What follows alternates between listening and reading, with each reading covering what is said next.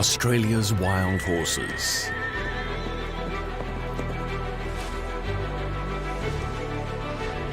Newcomers to this ancient land.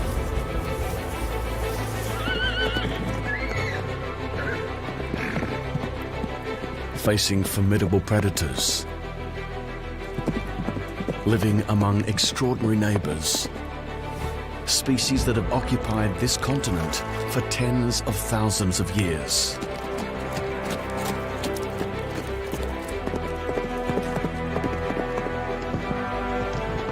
Abandoned by those who first brought them here, they forged their own way of life.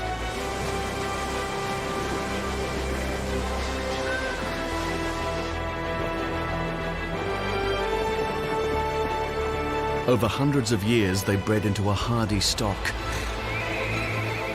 able to survive in the driest deserts and withstand the fiercest alpine winters.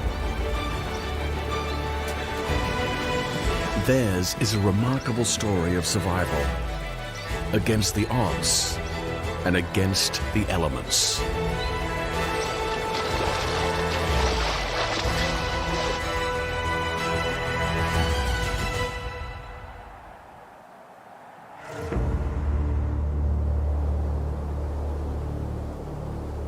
Australia, the flattest continent on the planet.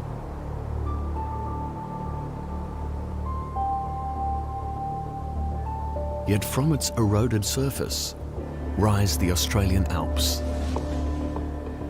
Known as the Snowy Mountains, they are rugged and windswept, buffeted by snowstorms in winter and scorching in summer. Yet remarkably, they are home to the rare and endangered, pack hunters, great mobs of hopping herbivores, and Australia's wild horses. Relatively recent arrivals that face an uncertain future.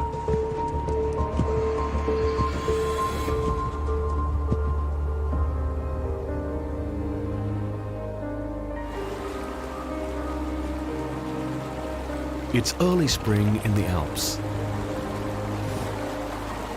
The last of the winter snows are melting.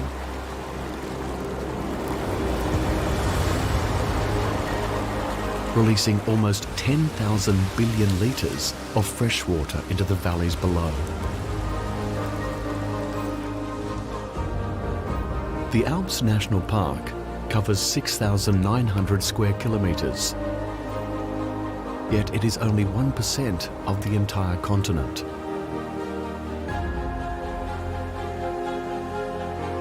Its highest peak would barely reach the foothills of America's Rocky Mountains.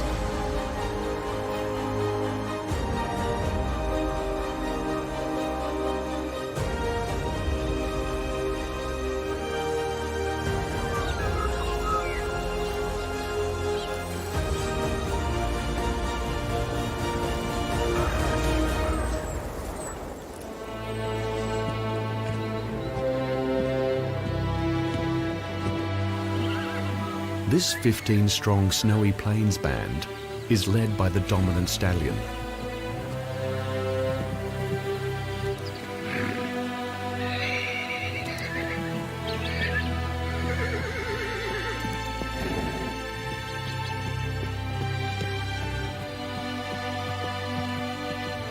The lead mare has recently given birth to a healthy chestnut foal.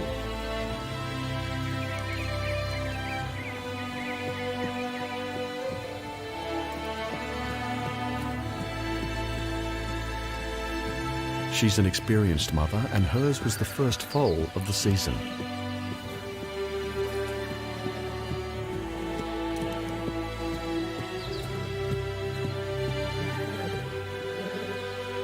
The band is one of a dozen or more that make up the 1,000-strong population of horses that roam these snowy peaks.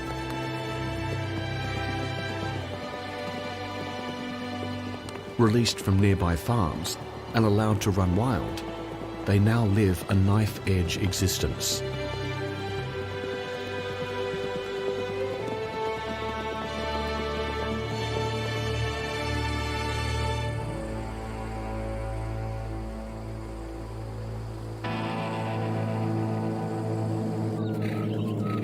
The thawing snow feeds clear streams that the horses follow to fresh pastures.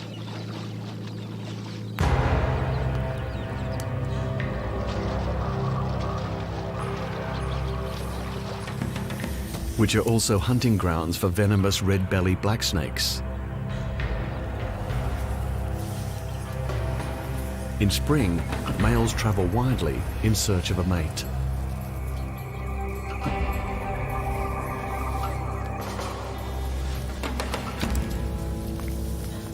When they encounter rivals, combat ensues. Immune to each other's venom, it's a contest of strength and will.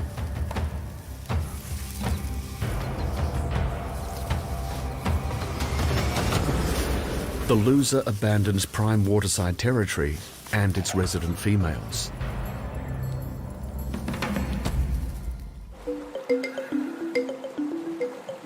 The streams are the playground of platypus, also venomous.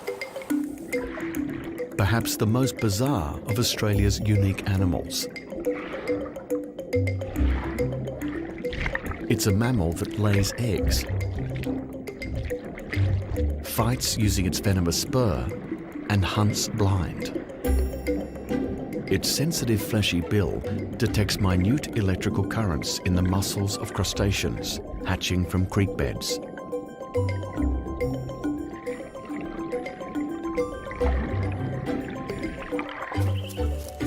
The platypus's closest relative is the echidna. This hardy survivor is able to endure the searing summers, then slip into a torpid state to sleep out the Alps' deep winters. It thrives on Australia's abundant termites and relies on an armour of spines to ward off predators. Echidnas rip into termite mounds with powerful clawed legs. Their snout then detects electrical signals within insects' bodies.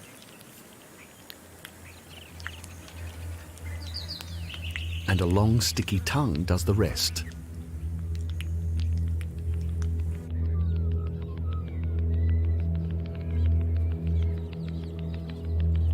Like wild horses, the mobs of grey kangaroos prefer the lush foothills in spring, as do the predators that hunt them.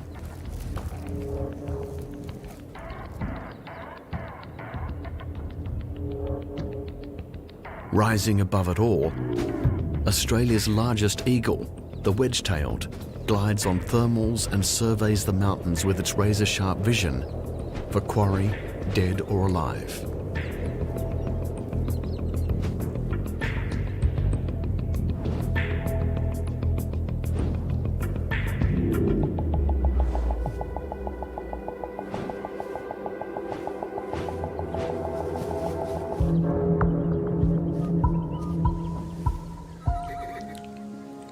Like domestic horses, their wild relatives foal in the spring after an 11-month pregnancy.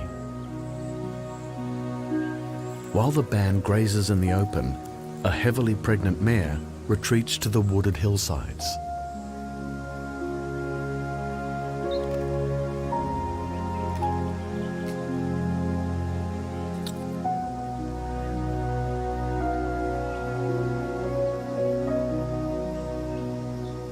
Her waters break. With her foal in birth position, she enters hours of labour.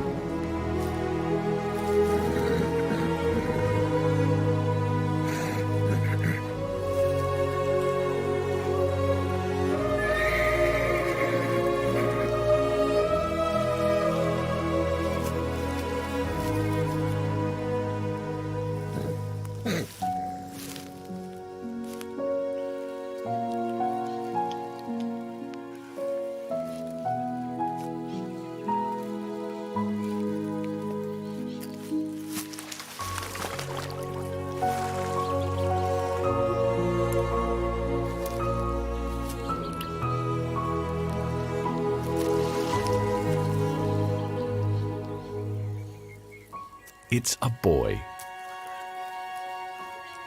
The new foal begins breathing in seconds. While the steep slopes provide shelter, they also pose an extra challenge for the newborn foal.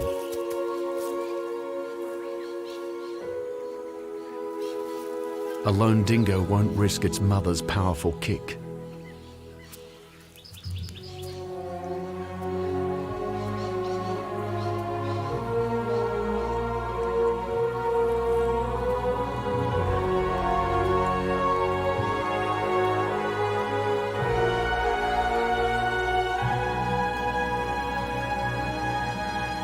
Despite a rough and tumble start to life, the foal struggles to its feet.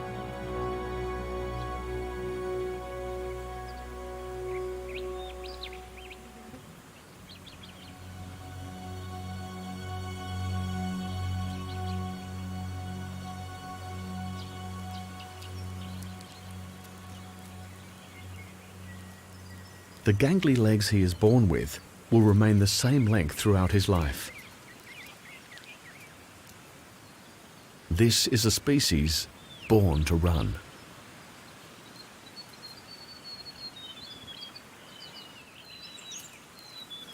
His senses too are already acute. He becomes acquainted with his mother's scent and seeks out his first meal.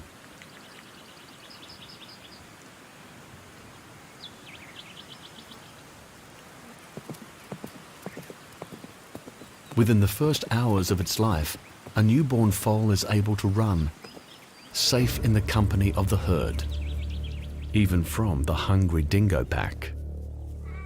They prefer to hunt the grey kangaroos.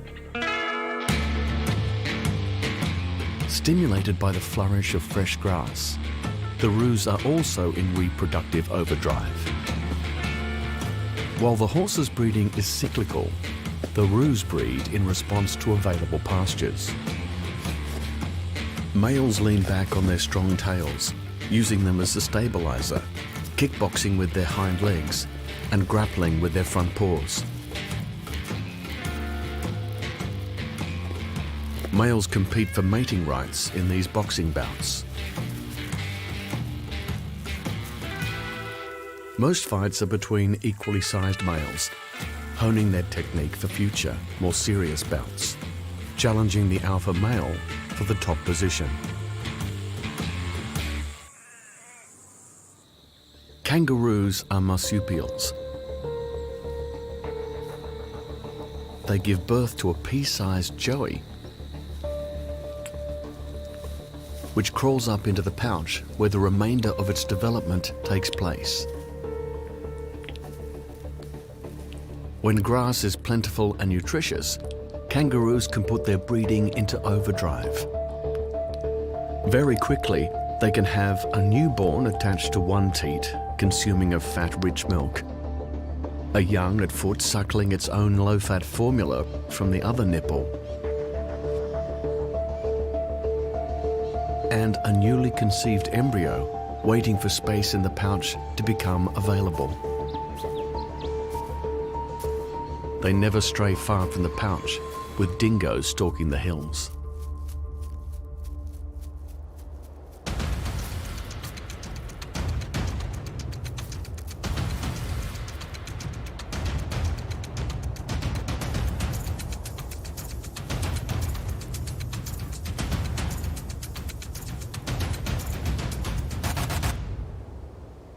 The pack is gathering for a hunt, and the roos are in their sights.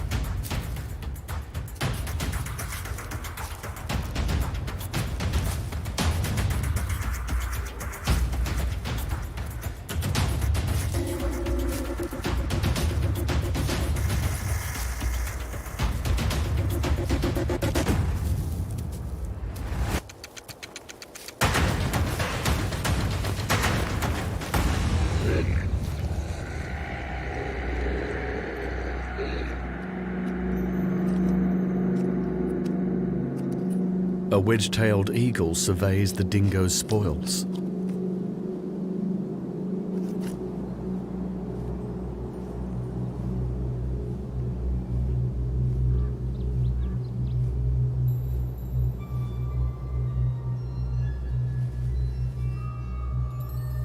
Although they're full, The pack is in no mood to share its meal with this winged hunter.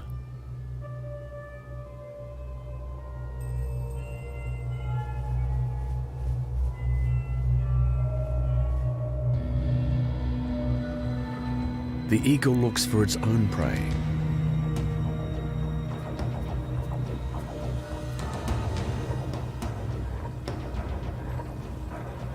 While it would struggle to take down an adult kangaroo, the eagle routinely targets joeys.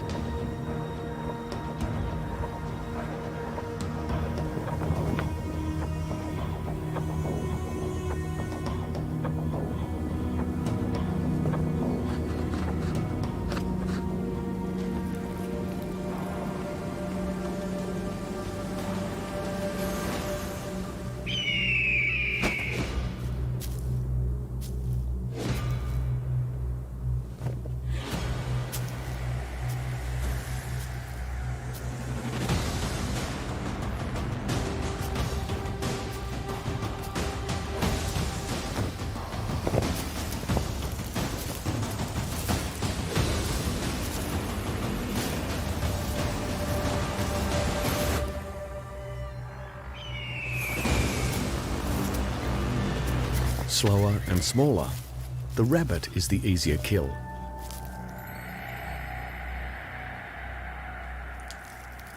Like horses, rabbits are relatively recent arrivals to Australia. Numbers swell in the good times, providing a constant source of food for the eagles and dingoes.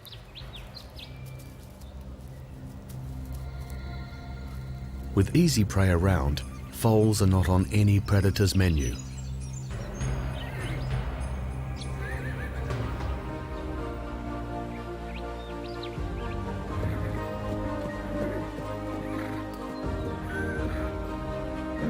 Along with well-watered pastures and short winters, the lack of predators has enabled the horses to thrive here in the mountains. These wild horses are fast, highly mobile, and built to navigate the rugged slopes of the Alps. They descend from sturdy farm horses.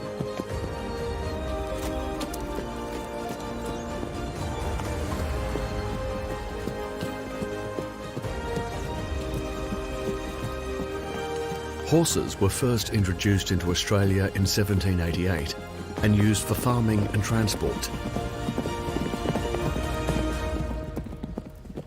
With increasing mechanisation, horses were no longer needed.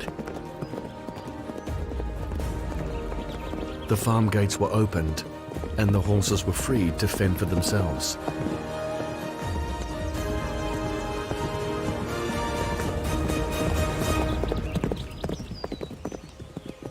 The weaker animals were weeded out by natural selection, and the hardier individuals bred the resilient horses that roam the mountains today.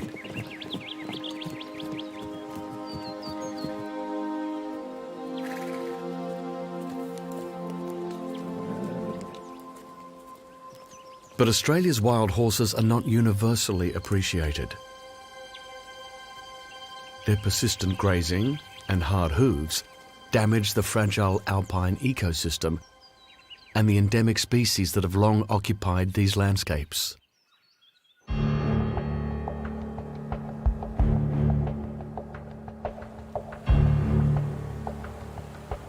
These alpine meadows evolved without ever having been trod upon by heavy, hard-hooved mammals.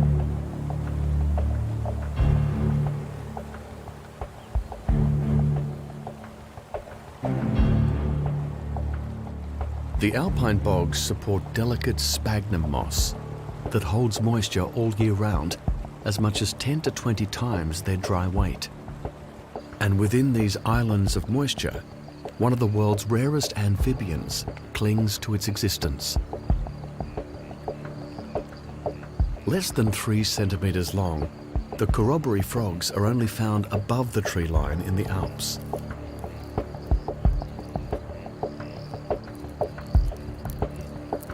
The frog generates its own toxic skin secretion to ward off predators. But it's defenseless against habitat destruction.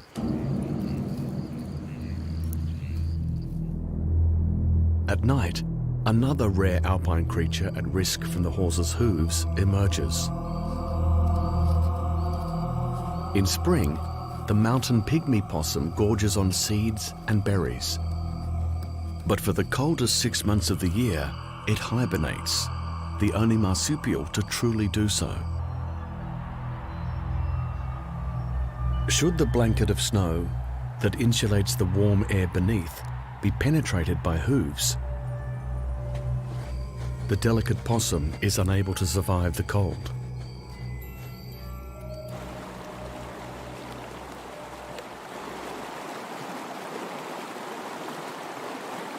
Above the tree line in the alpine zone, plant life has but a brief flowering season. They carpet hilltops with an explosion of blooms. With only 4 months of suitable warmth a year, the flourish is fleeting.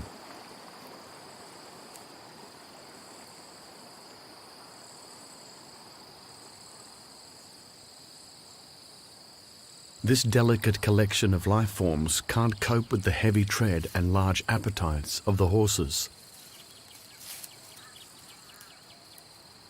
The threat they pose to these and other unique Australian environments stirs a controversial crusade to drive the horses from the mountains altogether.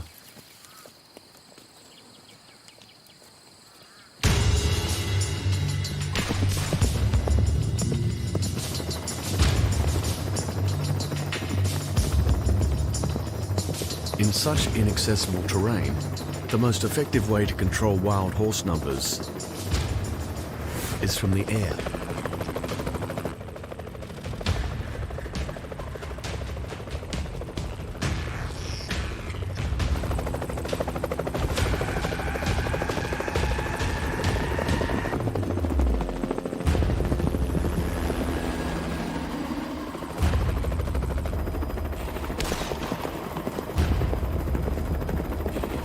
Hundreds are shot every year, to much public outcry from horse lovers.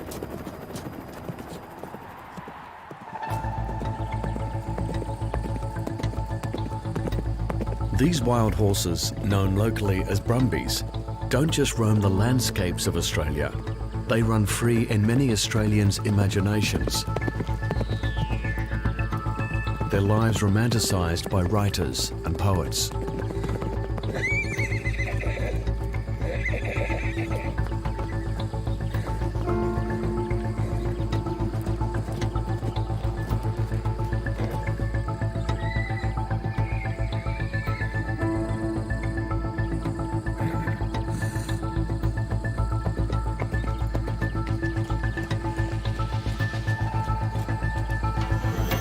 This season's foals are now 1 month old,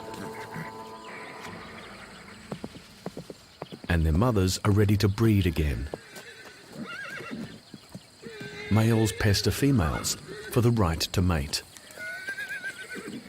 The lead stallion has been all the mare's preferred partner for 4 years.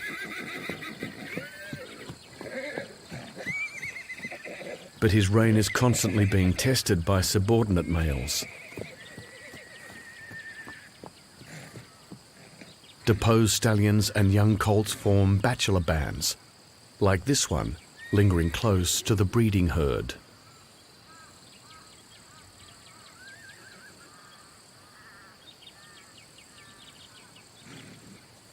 Every so often, a bachelor male tries his chances.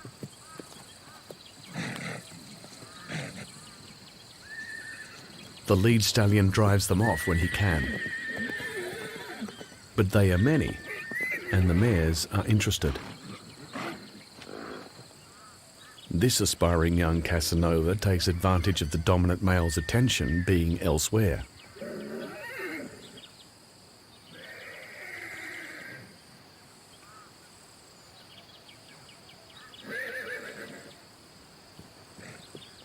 Ultimately, it's the female who makes the choice.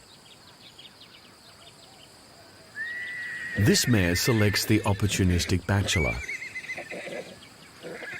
She may even run off to mate with him for a few days and then return to the herd.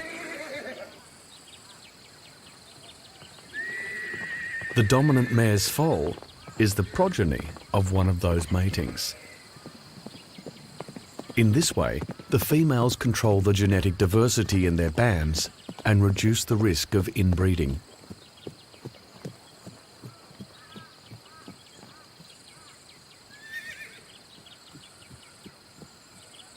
Horses use scent for their most important social networking.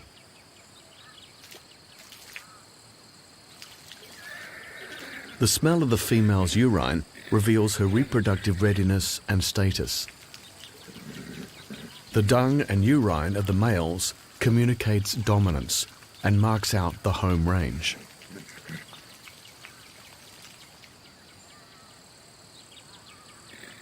Horses curl their lips and flare their nostrils, behaviour known as phlegmon, to inhale more scent particles deep into their nasal passages, where millions of fine hairs analyse chemical scent.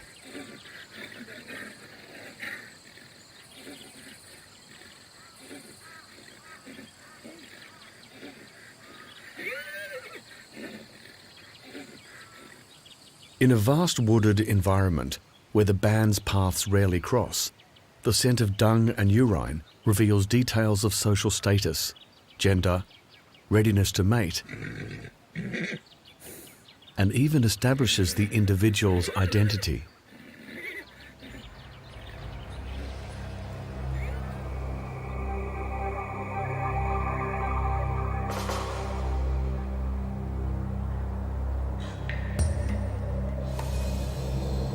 As summer progresses, the Alps explode with life.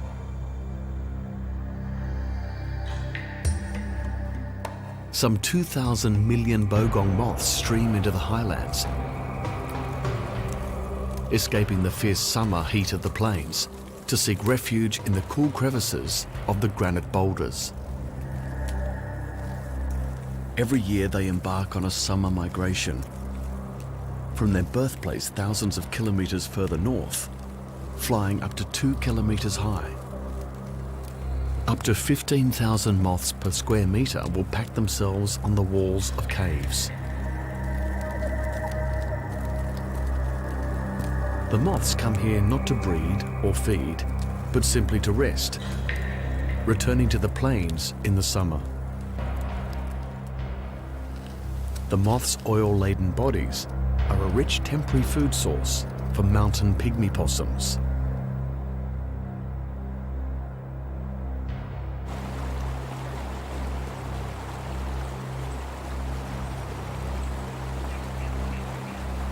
With water and grass plentiful, the horses range far and wide across the mountains. It's an opportunity to assess the status of the neighbouring bands and make a new deposit on strategically placed stallion dung piles.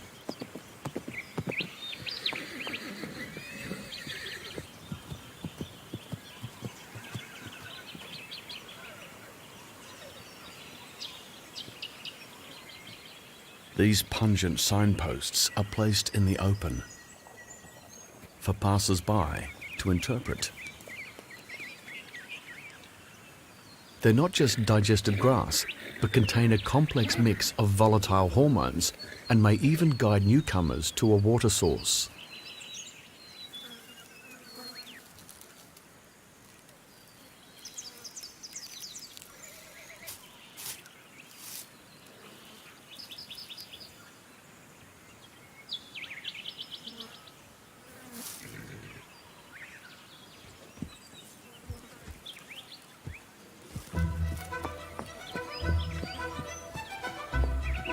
Curious, the dominant mare's foal stops to investigate. A distraction that sees him momentarily separated from the herd and his mother.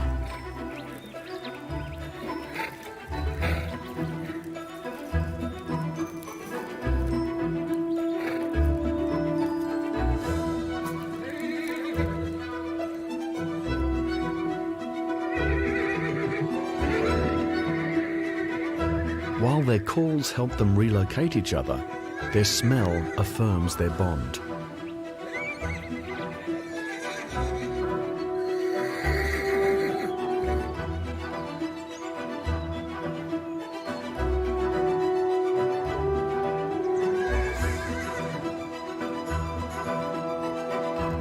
In travelling these great distances, they create compacted tracks on their regular routes.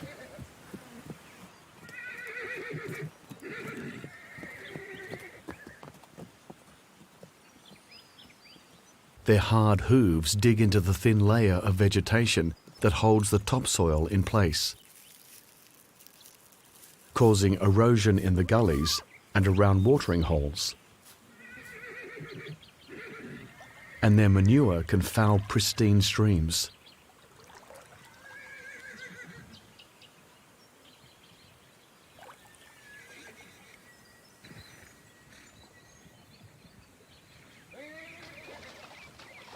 When summer temperatures soar, horses need to drink at least 30 litres a day, and lactating mares perhaps twice that much.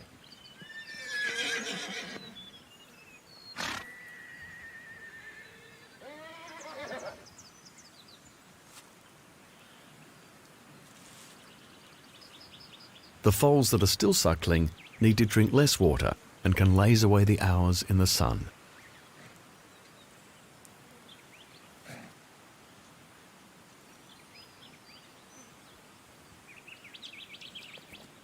Locating reliable watering holes is critical. It's knowledge often held by the dominant mare.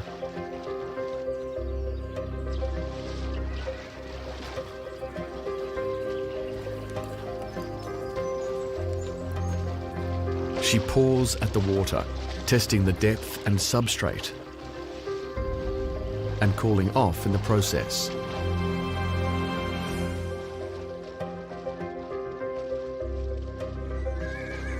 Pouring stirs up minerals from the stream bottom, mixing it with the water they drink, replacing vital trace elements missing from the alpine grasses.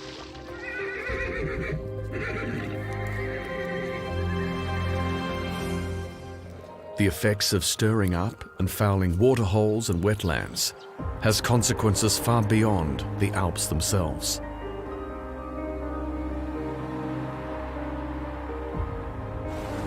Not only does alpine vegetation hold and release water, it filters it and regulates a steady flow throughout the year.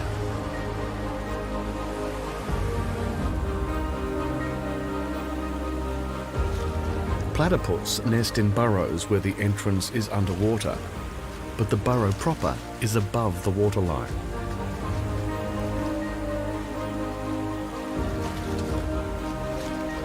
Floods can drown adults and their young, and the turbulence affects their food supply of small crustaceans.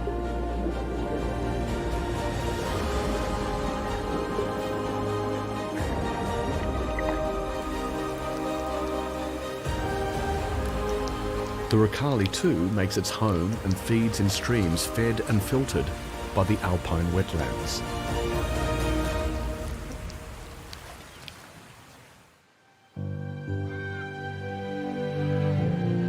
Australia is the driest inhabited continent on Earth, which is why having a regular and reliable supply of quality water is essential for the survival of its inhabitants.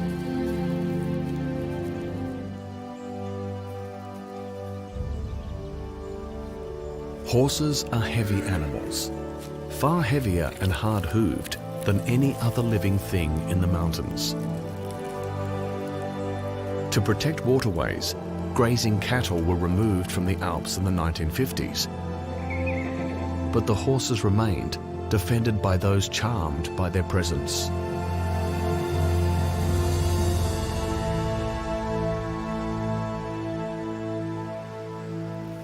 While the grey kangaroos nibble efficiently on the blades of alpine grass, horses rip up the grasses roots and all.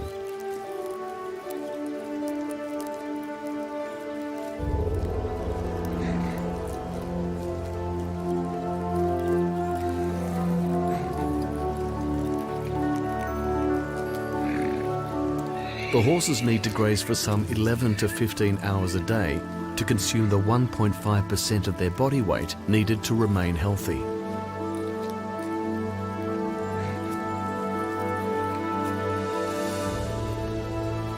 They're also highly selective, leaving unpalatable grass species and effectively changing the vegetation structure of the alpine meadows they graze.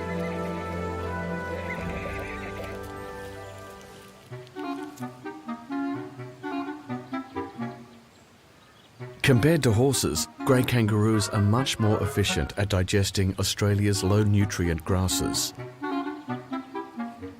The roos extract more energy and trace elements from what is available,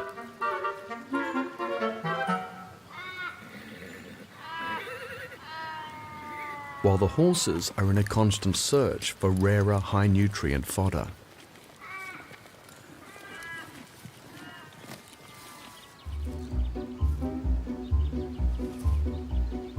Female roos with young at foot don't travel far until their young are strong enough to keep up with the mob.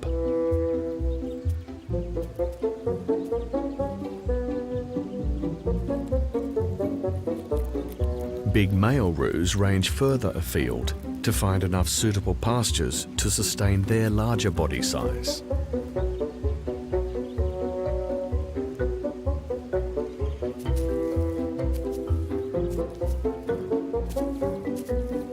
Just as kangaroos and other native wildlife are adapted to thrive on local vegetation, so the alpine plants cope with hot days and drying summer winds.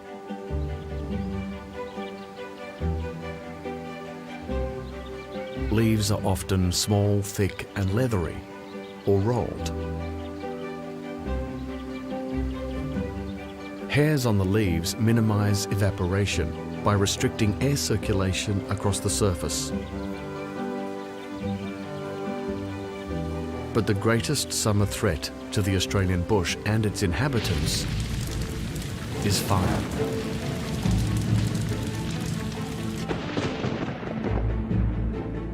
In 2002, lightning strike during a drought set off 114 small fires here in the high country,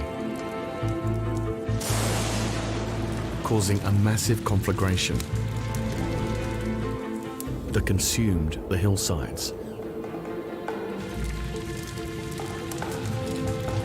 Bushfire is an inevitable force in this Australian landscape.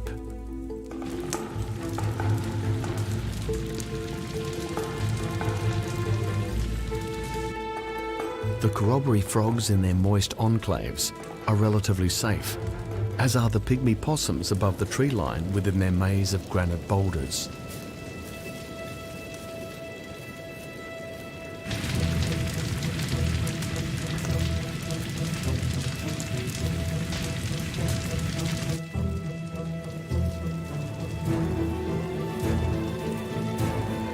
The hardy echidna digs itself deep into the moist soil.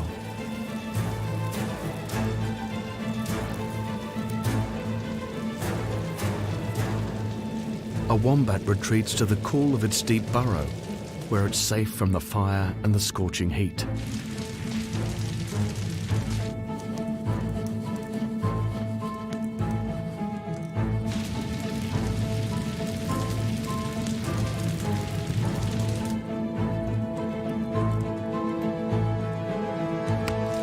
With the fire front advancing from all directions, and with nowhere to hide, thousands of horses became trapped, and half the population perished.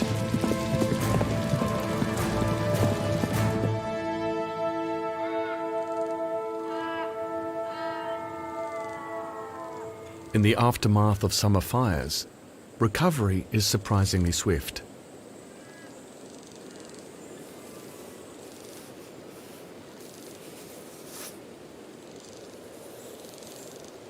The echidna can resurrect itself from its fireproof tomb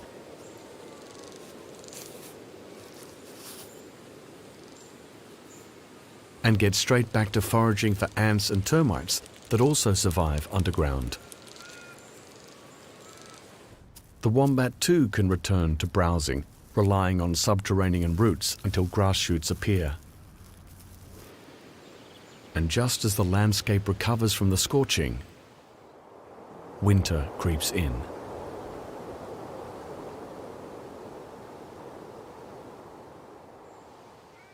As temperatures drop on the mountain peaks, the locals soak up the last of the warm rays. Skinks flatten their bodies to maximize the surface area for sunbaking.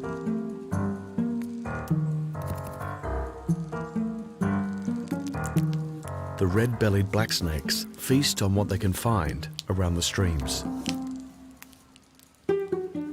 As the days shorten, they are most active in the mornings, shuttling between sunny and shady spots. They're able to move heat around different parts of their body as needed.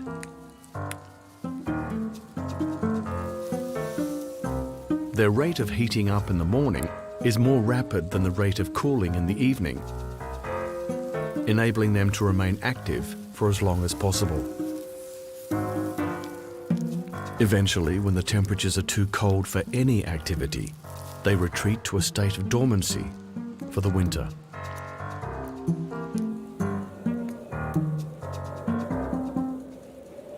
By the time the first snowstorms arrive, all the snakes, corroboree frogs, and pygmy possums are dormant. And only the hardy dingo, wombat, and echidna can be seen out braving the elements. While these smaller mammals can seek shelter in hollows and dens when conditions are extreme, the horses are forced to endure even the most severe conditions in the open.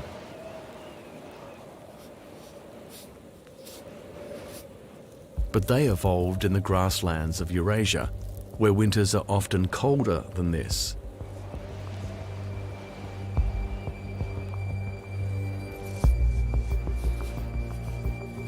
As the days shorten, their coats grow longer and thicker.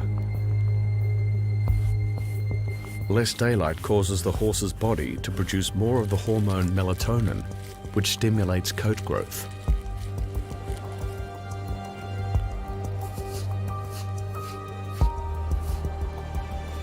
The horses are well equipped to dig through the snow.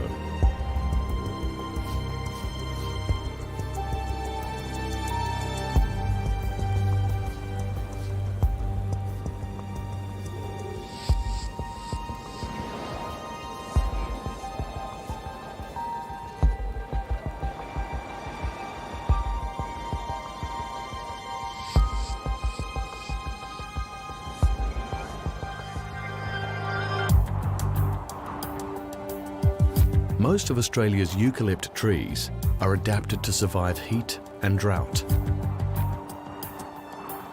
These hardy snow gums have flexible branches able to bend under the weight of the snow rather than snap.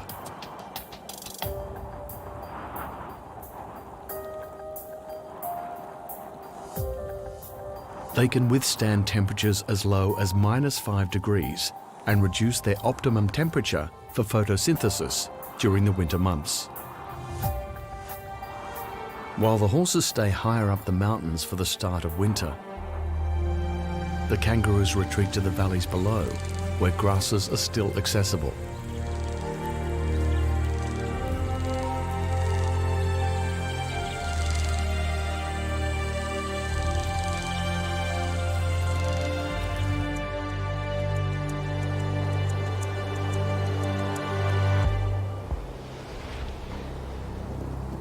Eventually, hunger forces the horses to leave the high Alps and retreat below the snow line.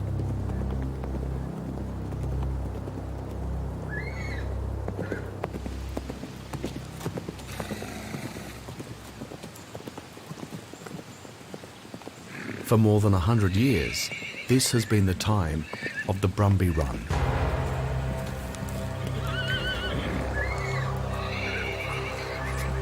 Farmers and stockmen take to their steeds, head to the mountains, and round up wild horses.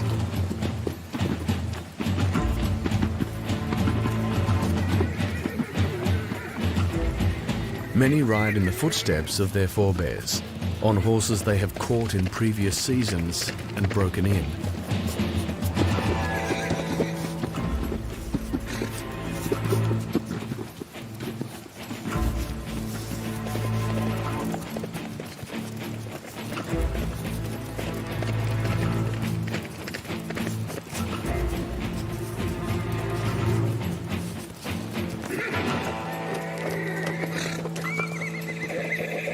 The sure-footedness of the horses and the horsemanship of the riders ensures access to even the steepest and most rugged slopes.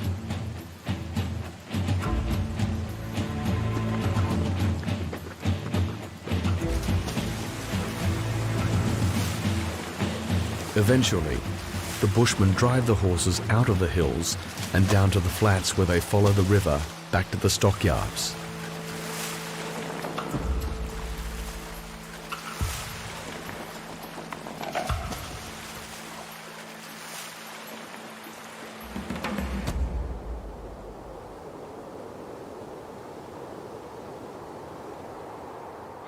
The vast majority of horses avoid the roundup, but local authorities committed to reducing the impact on the alpine environment also capture horses in winter.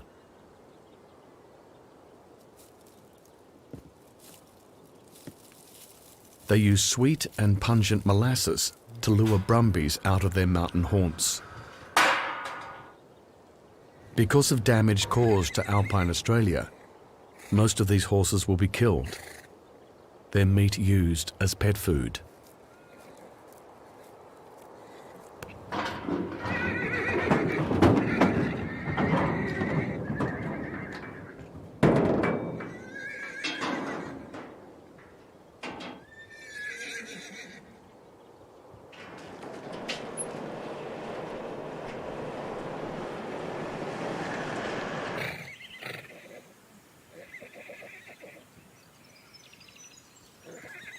The enthusiasts of the Brumby Run have other plans for the horses they've captured. The herd's lead stallion is among them. Along with some other members of the herd, he has been brought to a local farm under the care of an experienced horsebreaker.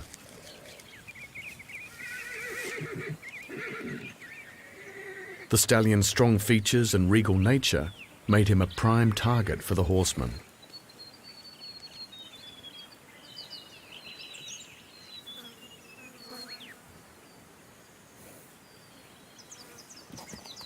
Horse and human take time to get to know each other.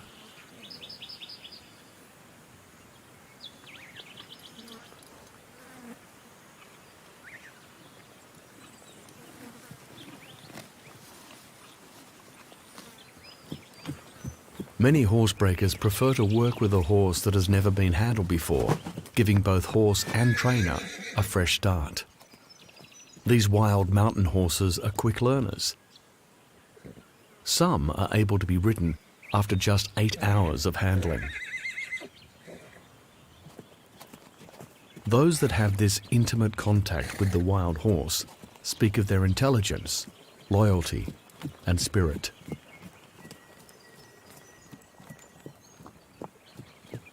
Some will be sold as riding school or pony club horses.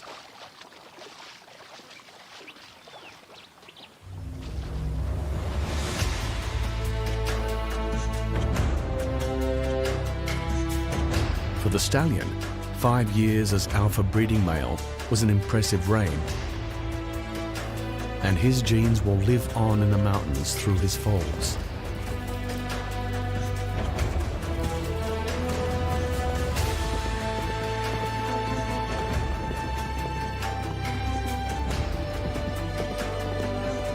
Spring returns to the Alps.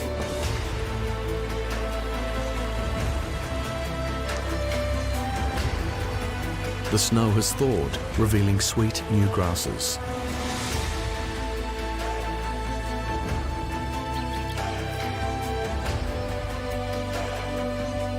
The kangaroos and the horses return to the hillsides and their favourite pastures.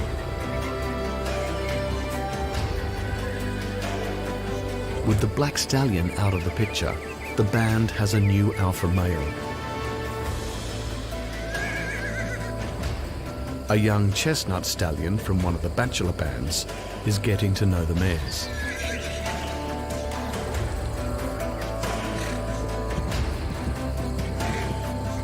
The lead mare succumbs to his charms, but she is carrying the captured stallion's foal. So for this season he is gone, but will not be forgotten. Every year, the regal wild horses that roam this fragile environment spark controversy and passionate debate. The horses here face an uncertain future, but they have made an